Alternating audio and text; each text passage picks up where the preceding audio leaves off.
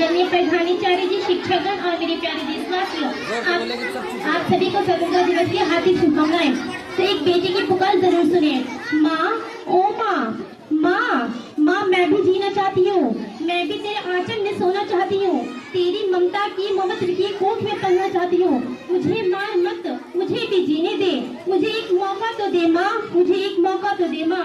मैं हर कार्य को करूंगी जो तू कहेगी, मैं अन्याय के खिलाफ खड़ी होकर लड़ाई लड़ूंगी। माँ इस दुनिया में आने का मौका तो दे, माँ मेरी पुकार सुन, एक तू ही है जो मेरी पुकार सुन सकती है। माँ मेरी पुकार सुन। हाँ जानती हूँ तू कुछ लोगों के आगे मजबूर हो गई है माँ, पर तू आवाज उठा, तेरी आवाज को कोई नहीं टालेगा, कोई भी तेरे खिलाफ जाने की हिम्मत नहीं कर पाएगा। माँ इस दुनिया में आने का मौका तो दे, माँ इस दुनिया में आने का मौका तो दे। एक बेटी इस तरह पुकार करती है, लेकिन कुछ लोगों के स्वार्थिक और दकियाने की सोच के कारण बेटी को पैदा होने से पहले ही मार दिया जाता है। कुत्ते उन्हें नोच कर खाते। क्या यही है बेटी?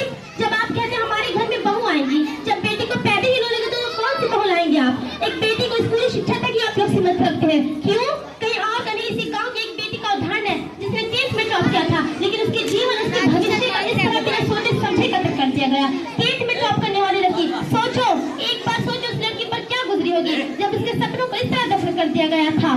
कौन सोचता है एक बेटी के बारे में? अरे बेटी आवाज उठा के कहते लक्चरी है, बेशर्म है, ये बोलकर उसकी आवाज को चुप करा देते हैं। कौन सोचता है एक बेटी के बारे में? और बेटा शिक्षा प्राप्त करे तो एक परिवार का सदस्य शिक्षित होता है जनाब, लेकिन एक बेटी शिक्षा प्राप्त करे ना तो अपने संतान को निडर, अनुशासित और विद्वान बुला सकती है।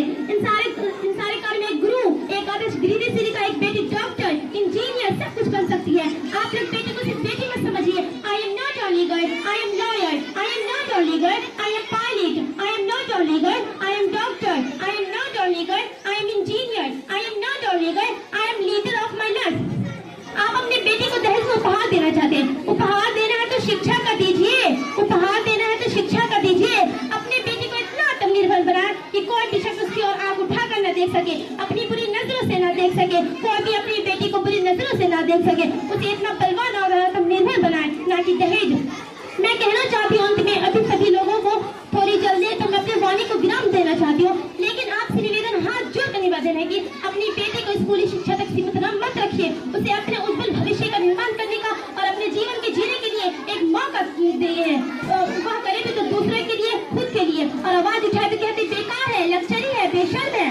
और बेटी आवाज उठाए तो उसे गालियां देते हैं, और जब बेटी खामोश चुप रहते कहते हाँ समझदार है। क्यों?